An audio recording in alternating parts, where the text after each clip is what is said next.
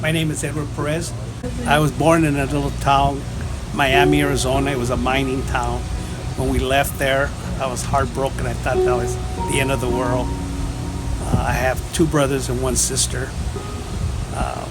It was six of us, including my mom and dad. I live in Gilroy most of my life. I've lived over at least 50 years. I went to school here.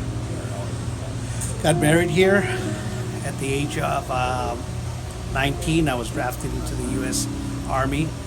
I went stateside for some time here for 1 year, and after that I was shipped to Chulai, right about the middle of the whole country of Vietnam. Yeah. My division was the Americal, which had a lot of divisions on companies under them. We would leave our camp to go, but it wasn't really that far. I didn't travel that far from my base camp. Maybe 100 miles or so, and then we'd come back. We would set up communications for the infantry, the armored divisions, ourselves, wherever the communication needed to be done. We would be the ones to set it up. There was times where I would be guard duty, and it was raining, and I'd be sleeping in a puddle of water, and I would think, I wish what I would give for a warm bed at home. My scariest moment was when I first got in country. I started a big firefight between the bushes and ourselves. That's how scared I was. After that, you learn that things that look like humans aren't human. That's just your scare of imagination.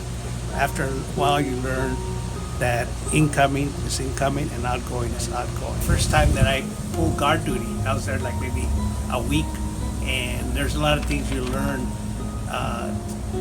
to judge, and I saw something and I thought it was the enemy, and I just got panicked, and I just opened fire, and everybody else opened fire until the main towers, and that it was all clear, there was nothing going on. And, after that you learn as you go, let's put it that way. The longer you're there, the more you know about the country, what's going in, what's going on. When I say that, that means the rockets and stuff, what's coming in, what's going on. Outgoing, what we call outgoing, coming in. I had a good friend of mine. He was from Texas. We always stuck together. I had another friend that I met, and then one day he had a letter there, and I happened to look at it, and it was addressed Gilroy, California. And in his small world, his sister lived here in Gilroy. She was married to a Trevino. There were protesters at the airport when I came into Seattle. Yeah, and I noticed when I got back, a lot of things changed. The way people would dress, my age. I was going to Gatlin College, and I was dressed in a pair of slacks and dress shirt, and everybody was in tore up Levi's. Back to Gilroy after the war to work at the place that I work at, Pacific Central Paper Company here in Gilroy. I retired at age 62, and I still live. I live here in Gilroy. Up to 6 months ago, I moved to Los Baños, Vietnam. Yeah, it's something that really we don't talk about among veterans. We like here we'll go out for breakfast, and we might mention a little bit. Sometimes it's things that you don't like to talk about, because it's memories that brings you back. So you really don't talk about it, and that's, if you talk to other veterans, they'll tell you basically the same thing.